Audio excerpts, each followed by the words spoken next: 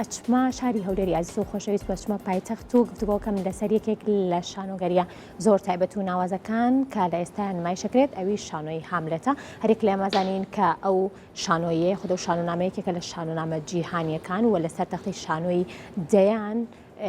بڵین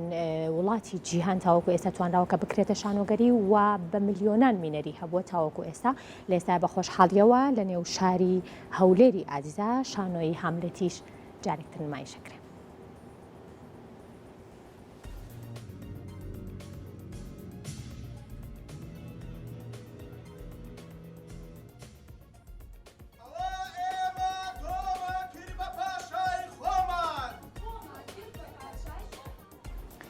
با ئامادەبوونی ژمارەیەک لە هونەرمەندان و هونەردۆستان لە شاری هەولێر شانۆی هاملێت نمایشکرا کە گزارشتی لە دەسەڵات و چەسانەوەی چینە جیاوازەکانی کۆمەڵگا کرد بە شێوەیەک شانۆیەکە جەرهاویشتەی کوشتن و داهاتووی گەلەکانی دەکرد لە لێدوانێکدا ئەرسەلان دەروێش جەنهێنەری شانۆی هاملێت باسی لە ناوەڕۆکی شانۆیەکە کرد کە خۆی لە چەندین بابەتی پێویست بە ژیانی کۆمەڵگاکان بەتێبەت دەسەڵات و پاشایەتی و خیانەتکردنی شەبینێتەوە.